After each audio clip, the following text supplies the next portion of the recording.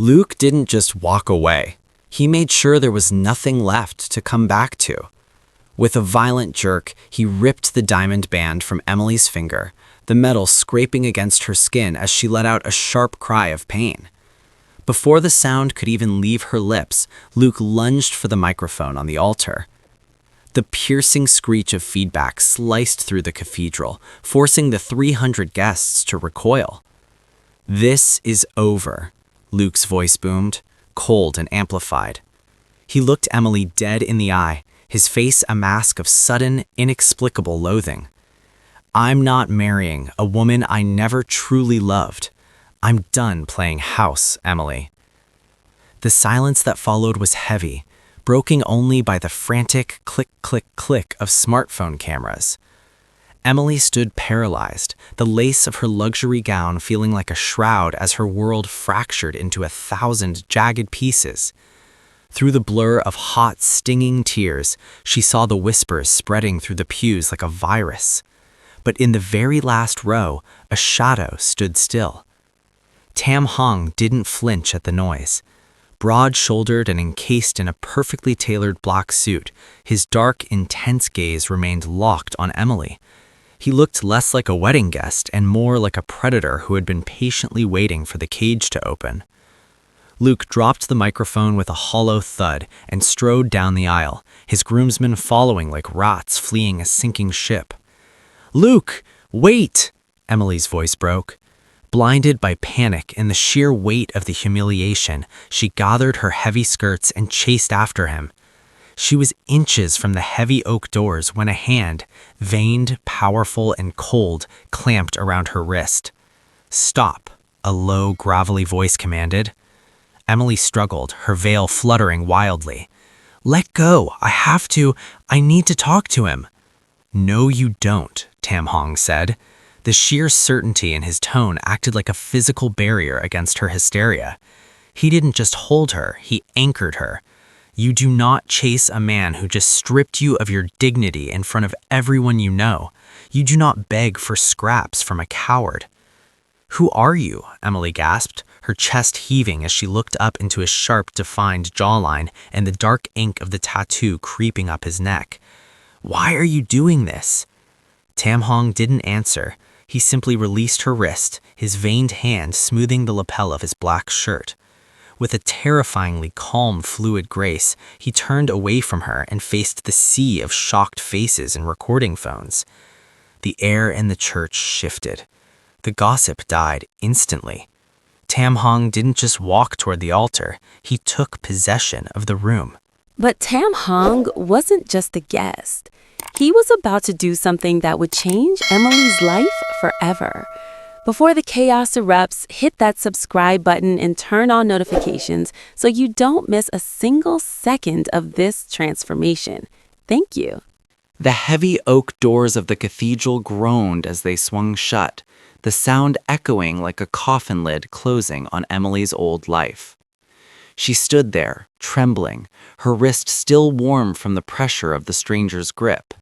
The air in the vestibule was cool, but her face burned with a shame so hot it felt like it would leave scars.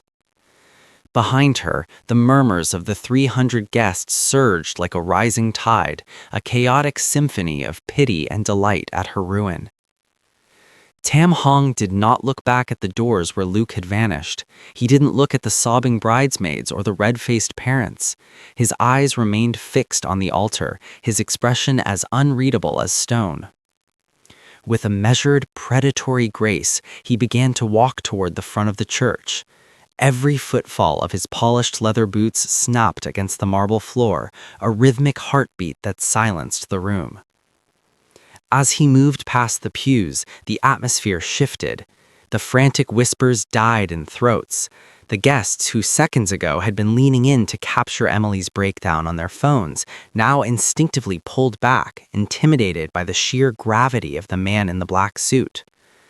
The gold chain at his neck caught the light of the flickering altar candles, and the dark ink of the tattoo on his neck served as a silent warning of the world he truly belonged to. Emily watched him, her breath coming in ragged hitches. She felt a strange magnetic pull, a desperate need to follow the only person in the building who wasn't looking at her with hollow sympathy. As if moving in a trance, she began to walk behind him, her white silk train trailing over the floor like a wounded wing. Tam Hong reached the altar and stepped up onto the dais, placing himself exactly where Luke had stood moments before. He towered over the priest, who was trembling so violently the prayer book rattled in his hands. "The groom is gone," the priest stammered, his voice thin and reedy. The wedding is over. I cannot—" "The wedding is not over," Tam Hong interrupted. His voice wasn't loud, but it carried to the very back of the hall, resonant and absolute. He turned slightly, extending a hand toward Emily. His fingers were long, his grip steady, his veined hand a stark contrast to the delicate lace of her sleeve. Emily reached out, her fingers brushing his palm. The moment their skin met, a jolt of terrifying electricity shot through her, grounding the hysteria that had nearly drowned her. He pulled her closer, tucking her hand into the crook of his arm with a proprietary firmness. He didn't look at her with love, he looked at her with a dark, protective intensity that felt more honest than anything Luke had ever given her. Turning back to the priest and the sea of stunned faces, Tam Hong's jaw set in a hard line. "The groom tried to cancel," Tam Hong declared, his gaze sweeping the room like a king surveying a conquered territory. "But the ceremony continues with me." The priest's mouth hung open, his gaze darting between the menacing, broad-shouldered stranger and the weeping bride. "This is highly irregular," he stammered, his hands fumbling with the silk stole around his neck. "There are protocols, bans to be read, a license that bears a different name. I cannot simply swap one groom for another like a change of clothes." A ripple of nervous laughter and frantic whispering broke out among the guests, but it was silenced instantly as Tam Hong reached into the inner pocket of his tailored black blazer. He didn't rush. His movements were slow, deliberate, and thick with an unspoken threat. He produced a crisp, folded document and laid it flat atop the Holy Bible on the podium. "The license is already signed," Tam Hong said, his voice a low, melodic growl that seemed to vibrate in Emily's very marrow. "And the name on it is mine." Emily's heart hammered against her ribs. She looked down at the document. There, in elegant, bold calligraphy, was Tam Hong's name right next to hers. Her breath hitched. How was this possible? They had never met, yet here was a legal document, stamped and sealed, waiting for this exact moment of collapse. She looked up at him, searching his dark, focused eyes for a sign of a prank or a trap, but she found only a steady, unwavering resolve. "Sign it," Tam Hong commanded softly, offering her a gold-plated pen. "Luke took your pride. Take it back. Show every person in this room that you aren't a victim to be pitied, but a woman to be feared."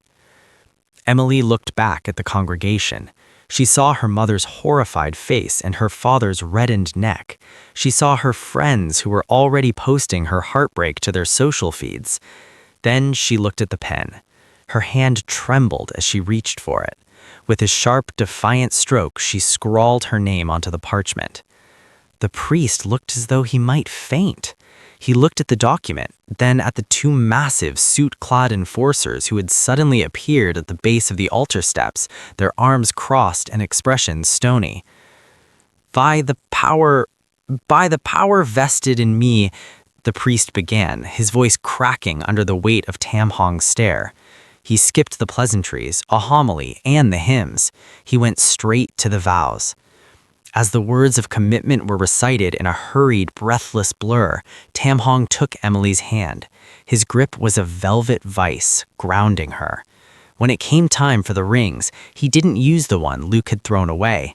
He reached into his pocket and produced a heavy, dark platinum set with a singular blood-red diamond. He slid it onto her finger, the weight of it feeling like a shackle and a shield all at once. "With this," he whispered, so low only she could hear, "you are no longer alone." I now pronounce you husband and wife, the priest choked out. Tam Hong didn't wait for the cue to kiss the bride. He leaned down, his shadow enveloping her, and pressed a firm, proprietary kiss to her forehead. "Let's go," he said, turning her toward the exit. "Your new life is waiting." The black motorcade sliced through the city's rain-slicked streets like a funeral procession for the woman Emily used to be. Inside the lead car, the silence was absolute, save for the soft rustle of her silk gown against the leather seats.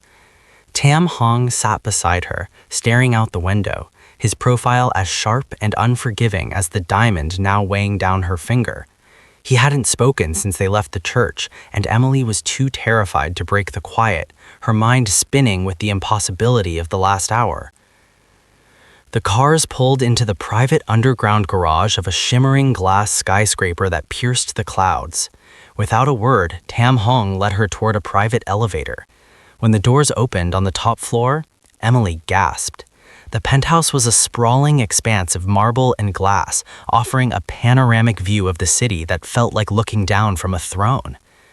A woman with silver hair pulled into a severe, elegant bun stood waiting in the foyer. She wore a high-collared black dress and held her hands clasped perfectly in front of her. "Welcome home, Master Tam," the woman said, her voice a calm, practiced melody. She turned her gaze to Emily, her eyes narrowing slightly in assessment. "And welcome, Mrs. Hong. I am Mrs. Lin. I have prepared the master suite for your arrival." Emily flinched at the name. Mrs. Hong. The reality of it hit her like a physical blow. I don't understand," Emily whispered, her voice finally returning. She turned to Tam, who was stripping off his suit jacket to reveal the intricate black ink that sleeved his muscular arms. "How did you have a license? Why were you there? Who are you?" Tam Hong tossed his jacket onto a velvet sofa and turned to face her. The soft overhead lighting caught the scar on his cheek, making him look more dangerous than he had in the dim light of the cathedral. "I am the man who just bought your life, Emily," he said, his voice devoid of warmth. As he spoke, 3 men in dark suits entered from a side room.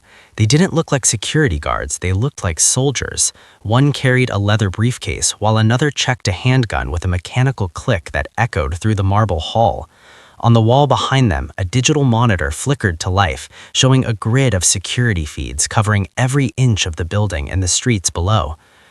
Emily's knees went weak as she realized the protection he offered wasn't just a romantic gesture. The luxury of the penthouse wasn't a home, it was a fortress. The tinted glass was likely bulletproof, and the man she had just married wasn't a businessman or a savior. You're a criminal," she breathed, backing away until she hit the cold glass window.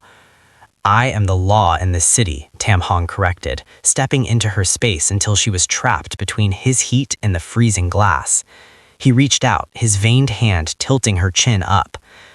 "As long as you are in this glass cage, you are the only thing the world cannot touch. Mrs. Lin will show you to your room. Sleep, Emily. Tomorrow, the world will want to know why you chose a monster over a coward." The morning sun didn't rise over the city. It shattered against the floor-to-ceiling windows of the penthouse, blinding Emily as she sat at the edge of the sprawling king-sized bed. She was still wearing her wedding dress, the lace now wrinkled and the hem stained with the dust of the cathedral floor. The silence of the apartment was broken by the rhythmic chime of notifications. Her phone, which she had left on the marble nightstand, was vibrating uncontrollably, a relentless digital ghost of the life she had lost. She reached for it with a trembling hand, expecting to see more headlines of her disgrace, but her breath caught in her throat. The narrative had shifted. The grainy, viral footage of Luke's abandonment was being systematically buried by high-definition photos she didn't remember being taken. There were images of her and Tam Hong at the altar, captured from perfect angles that made the scene look like a choreographed epic. The headlines across every major tabloid and social media platform were identical. The secret love of the century, why the bride left the groom for the king of the underworld. "It's called a pivot," Tam Hong's voice drifted from the doorway. He was already dressed for the day in a charcoal gray suit, his neck tattoo partially obscured by a crisp white collar. He held a tablet in one hand and a cup of black coffee in the other. In the eyes of the public, you didn't get dumped, Emily. You were rescued. You and I have been in a secret whirlwind romance for months. You realized your mistake at the last second, and I stepped in to claim what was mine. Emily looked up at him, her eyes wide with disbelief. A secret romance? No one will believe that. My parents, Luke. Your parents have already received a substantial anonymous donation to their retirement fund. They are currently telling reporters how happy they are that you followed your heart, Tam said, his voice flat and businesslike. As for Luke, he is currently being investigated for tax fraud. By noon, his opinion won't matter to anyone.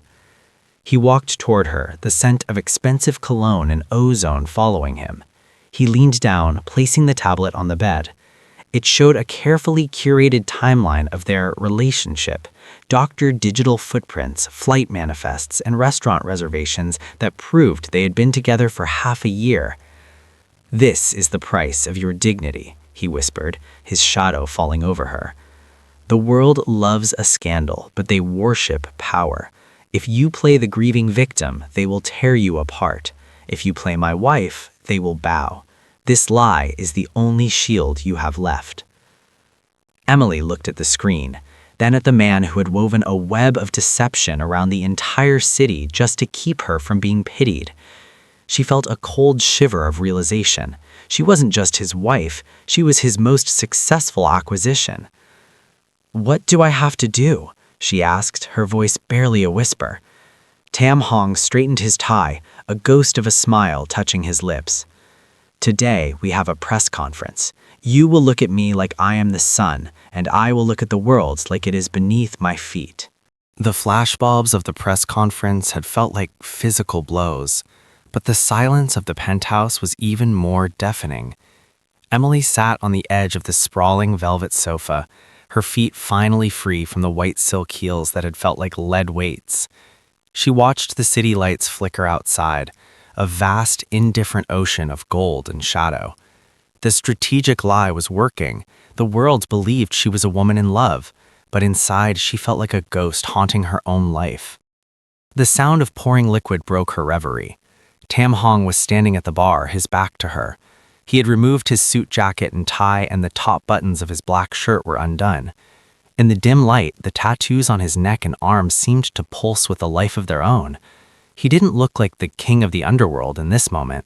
He looked like a man carrying the weight of the very city he claimed to own. He walked over and handed her a glass of amber liquid. Instead of retreating to his office as he usually did, he sat on the far end of the sofa. The silence between them wasn't cold tonight. It was heavy with the things they hadn't said. "Do you ever regret it?" Emily asked, her voice small against the vastness of the room. "The life you chose? The armor you have to wear?" Tam stared into his glass, the ice clinking softly. For the first time, the predatory focus in his eyes softened, replaced by a weariness that made him look human. He reached up, his fingers tracing the thin, jagged scar on his cheek, a souvenir from a world that didn't allow for mistakes. "Armor isn't a choice, Emily. It's a survival instinct," he said, his voice dropping to a low, gravelly confession. "In my world, if you show a wound, they don't help you heal. They tear at it until you bleed out. I didn't want to be a monster. I just wanted to be the only thing they couldn't break." He looked at her then, and for the first time, he wasn't looking at an acquisition or a shield. He was looking at her. He reached out, his hand hovering near hers before he pulled back, as if afraid his touch might stain her. "Tonight, at the conference, when you looked at me," his jaw tightening, "I knew it was for the cameras, but for a second, I forgot to pretend." The admission was a crack in the glass, a glimpse of the man beneath the legend. Emily saw the loneliness etched into the lines of his face, a mirror of her own abandonment. She didn't move away. Instead, she let her hand rest on the sofa between them, a silent bridge. "You don't have to be a monster in here, Tam," she whispered. He didn't answer with words. He simply let out a long, shuddering breath, his shoulders finally dropping from their defensive posture. The king had stepped off his throne, and in the quiet of the penthouse, two broken people found a brief, fragile peace. But the peace was shattered by the sharp, rhythmic vibration of Tam's encrypted phone. The armor was calling him back. The bubble of peace in the penthouse didn't just burst, it was punctured by a ghost. 3 days after the secret romance headline had taken over the world, the heavy glass doors of the lobby below were being hammered by a man who had lost everything. Luke hadn't been arrested yet, but the investigation into his fraud had stripped him of his office, his car, and his pride. Now, fueled by desperation and a twisted sense of ownership, he had found his way to the only person he believed he could still control. Emily was in the kitchen, watching Mrs. Lin arrange white lilies when the security intercom crackled with a frantic, distorted voice. "Emily, I know you're up there. You can't do this. That man. He's a monster, Emily. He's dangerous." Emily's blood ran cold. The sound of Luke's voice, once her only comfort, now sounded like a threat. She moved toward the window, looking down at the street where a small crowd had gathered to watch the spectacle. Luke looked small from this height, a frantic insect buzzing against a mountain of glass. "Master Tom is in a meeting," Mrs. Lin said, her voice devoid of emotion as she adjusted a stem. "But he has already left instructions for such nuisances." Before Emily could respond, the elevator chimed. She expected to see Tom, but instead, two of his primary enforcers stepped out, their faces as expressionless as the stone walls. They didn't speak to her, they simply moved to the terrace and looked down. Below, Luke had managed to slip past the initial lobby security, his tuxedo from the wedding now wrinkled and stained, his eyes wild with a manic sort of regret. "Emily, please," he screamed as he reached the private elevator bank. "I made a mistake. I was scared, but we belong together, not you and this criminal." He was inches from the call button when the air seemed to vanish from the room.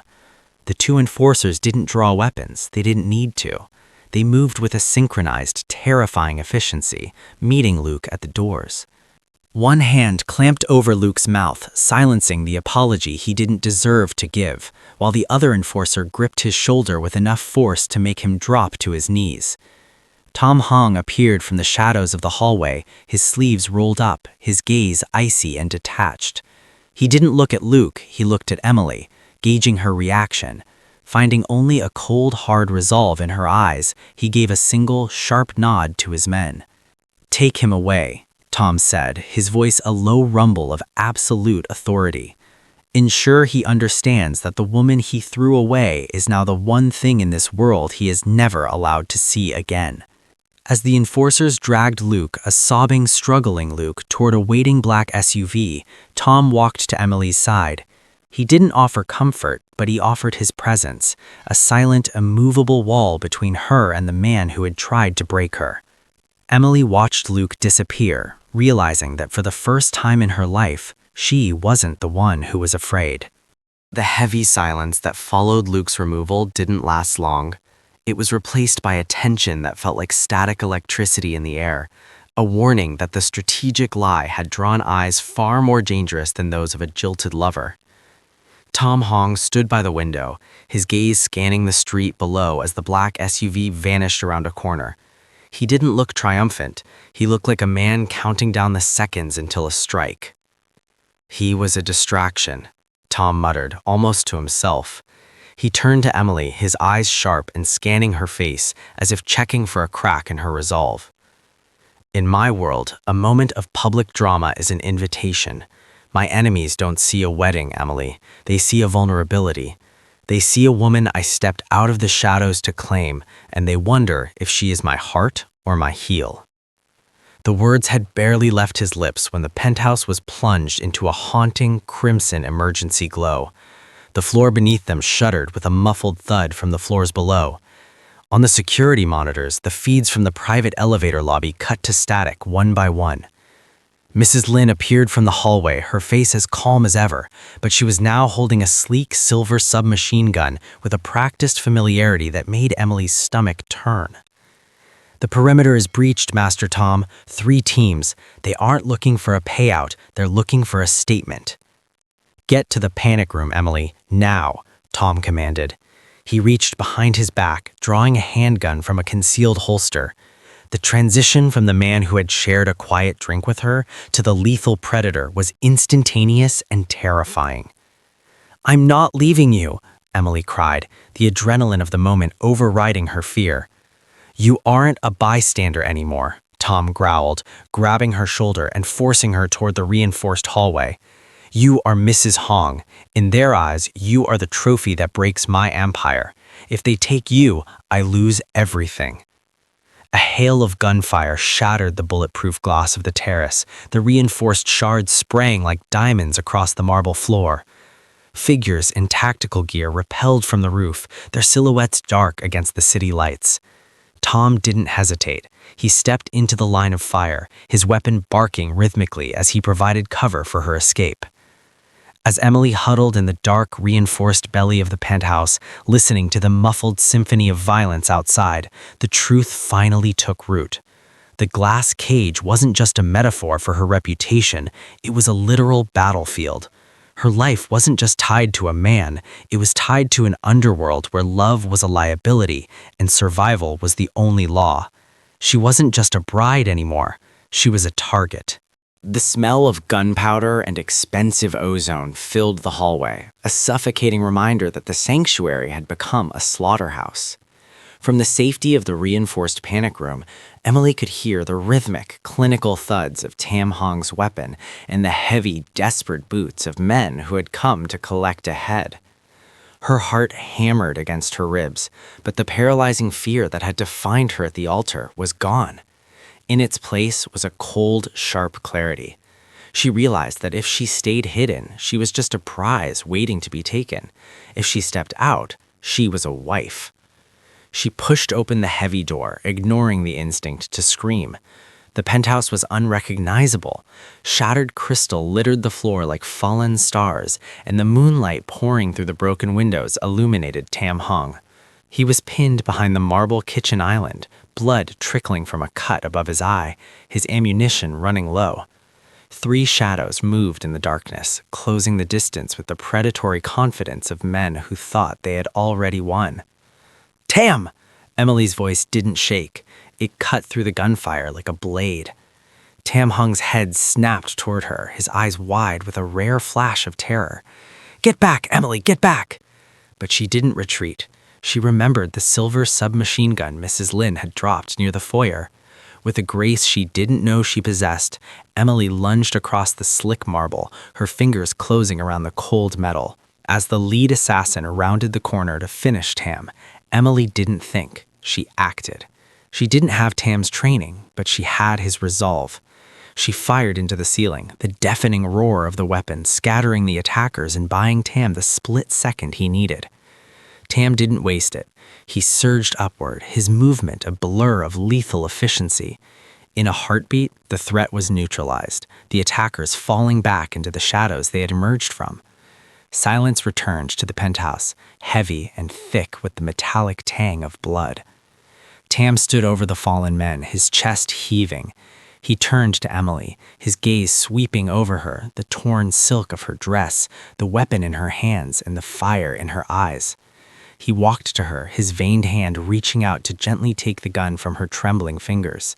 He didn't scold her. Instead, he pulled her into his chest, his heart beating a frantic rhythm against her ear. "You should have stayed in the room," he whispered, his voice thick with an emotion he could no longer hide. "I'm not a trophy, Tam," Emily replied, leaning into his heat, her hands gripping the charcoal fabric of his ruined suit. "And I'm not Luke's victim anymore. If this is your world, then it's mine too." In the ruins of their high-altitude fortress, the strategic lie died. In its place, something far more dangerous and permanent was born. They weren't just partners in a scandal, they were forged in the same fire. Tam kissed her forehead, a silent vow that the next time they faced the world, they would do it as equals. 1 year had passed since the glass of the penthouse had shattered, and in its place, a new world had been built, one made of steel, silk, and an unwavering sense of belonging. Emily stood before the floor-to-ceiling windows of the reconstructed suite, watching the city wake up beneath her. She was no longer the woman in the wrinkled lace gown, trembling at the mercy of a coward's whims. Today, she wore a tailored suit of charcoal silk that hugged her frame with authority, her dark hair swept back in a style that was as sharp as her gaze. The transformation hadn't happened overnight. It was forged in the months of quiet strategy sessions by Tam's side, in the long nights spent learning the intricate pulse of the city's shadow economy, and in the moments she had chosen to lead alongside him. She had faced the media, not as a victim of a scandal, but as the architect of an empire's new public face. She had stood her ground against board members and lieutenants alike, her voice never wavering, her power never questioned. A soft chime signaled the arrival of the morning reports. Emily picked up her tablet, scrolling through the data with a clinical precision. Luke was a distant, faded memory, a footnote in a life that felt like it belonged to someone else. He had tried to reach out once more, months ago, but the message hadn't even reached her. Her security, her people, had handled it before she could even be bothered by the distraction. The sound of measured footsteps echoed on the marble. Tam Hong walked into the room, his presence as commanding as ever, though the lethal edge in his eyes always softened when they landed on her. He stopped behind her, his large, veined hands resting on her shoulders. The dark ink of his neck tattoo was partially hidden by his collar, but the red diamond ring on Emily's finger caught the light, glowing like a steady flame. "The council is waiting," Tam said, his voice a low, proud rumble. "They're nervous, Emily. They know you're the one who closed the port deal while I was away." Emily turned in his arms, the ghost of a confident smile touching her lips. She reached up, straightening the lapel of his blazer. "Let them be nervous. It keeps them loyal." Tam looked at her, truly looked at her, and saw the woman who had once been shattered, now standing as the most powerful force in his world. He didn't just love her, he respected her. He leaned down, pressing a lingering kiss to her brow, not a gesture of protection, but a salute to his equal. "Ready, my queen?" he whispered. Emily stepped out of his embrace, picking up her leather portfolio. She didn't look back at the glass cage.